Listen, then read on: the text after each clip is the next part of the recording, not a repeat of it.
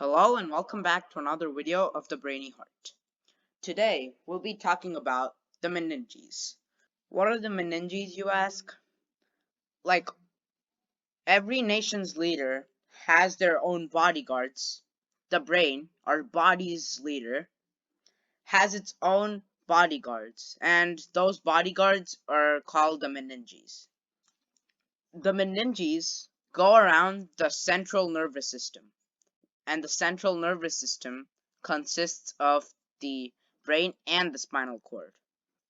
And I like to think of the spinal cord as like a vice president, even though they both get even though the brain and the spinal cord gets the same amount of protection. So, the meninges have three major functions or responsibilities. And I like to abbreviate them as PES or PES. And something interesting that I found is that PES means the foot. Anyways, coming back to what the meninges are supposed to do. So the P stands for protect. Pretty simple. E stands for enclosing the subarachnoid space, and we will be talking more about the subarachnoid space later in this video. So stay tuned. And S stands for supporting blood flow from the CNS to the heart and vice versa. So that's PES. Now, let's talk about the three different layers of the meninges. The outermost and toughest layer is called the Dura Mater. The Dura Mater translates to strong or tough mother in Latin. And like I said, it is the toughest or sturdiest of all the three layers. Let's move on to the next layer. The next layer is the Arachnoid Mater, which translates to spider mother. And this layer is kind of looks and feels like a web. So it's kind of filmy and spongy. So yeah, that's the Arachnoid Mater. And don't worry, we will go in more depth into each of these layers as this video progresses. This is just an overview. And the final and thinnest layer is the Pia Mater. And the Pia Mater translates to delicate mother. Now, let's move on to talking about the Dura Mater more in depth. Like I said, the Dura Mater is the sturdiest of all layers, and it translates to tough or strong mother in Latin. This is how a brain would look when it's wrapped by the meninges, and this is how the Dura Mater looks like from the outside. And the Dura Mater has some parts that I want to talk about in this video. So let me point out a few parts. And the parts that I'm pointing out might be sinuses or landmarks that you might want to know, and it will help you understand the brain even more. So, let's go. The first landmark / part that I want to talk about is the falx cerebri, which is right here. So the falx cerebri separates your two cerebral hemispheres, and it lies within the superior sagittal sulcus. And if you don't know what the superior sagittal sulcus is, it's a line that separates the two hemispheres.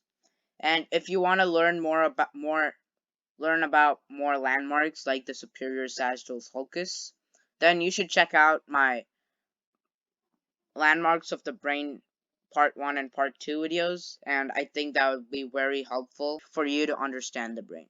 So please check it out. And don't confuse falx cerebri with falx cerebelli. Fox cerebelli goes in between the cerebral hemispheres, but it's really hard to say, so I can't really point it out. The next landmark slash part that I want to talk about is the tentorium cerebelli.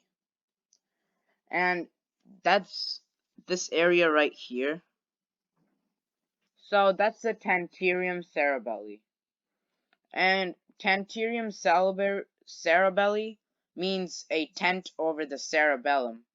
And in this case, this is a tent over the cerebellum and the occipital lobe, which is below it. So if you put this into context, this would be your frontal lobe, this would be your parietal lobe, your occipital lobe would be somewhere there, approximately, and your temporal lobe will be somewhere here.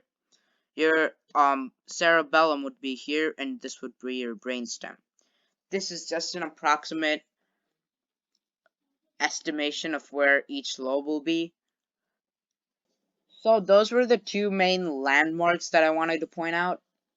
And now I would like to point out some sinuses. And sinuses are the areas where venous blood is collecting on its way back to the heart. So venous blood is that's going back to the heart, like I just said. And if you'd like to learn more about how this works and how blood flow works inside your body, I would encourage you to check out my Intro to the Cardiovascular System series, and I'll link it in this video and in the description below. So be sure to check that out. Anyways, let me show you some of the major sinuses that you can find when you're looking at the Dura Mater. So let me start off by pointing out the superior sagittal sinus. So the superior sagittal sinus is basically lined with the superior sagittal sulcus. And there's another sinus called the inferior sagittal sinus, and that's somewhere right here. And you can abbreviate the inferior sagittal sulcus and the superior sagittal sulcus as SSS for the superior sagittal sinus, and for the inferior sagittal sinus it would be ISS. The next sinus that I want to talk about is the straight sinus, and that's over here. The straight sinus is a 2-in-1. One, it's a sinus, so it's where venous blood collects on its way back to the heart, like I said before. And it also serves as a border between the fox cerebri and the tentorium cerebelli. So that was the straight sinus. You can write it down as SS, but many people don't do that, but it's up to you. And this pink line that I'm gonna draw here is the transverse sinus. So yeah, those were the main parts that I wanted to point out. And let me show you some of these sinuses and parts in a real life brain that has been cut open. So this is one of the examples that I found. Here we have the fox cerebri. We have the superior sagittal sulcus. And we have the inferior sagittal sinus. And this would be your straight sinus. And we have the tentorium cerebelli over here.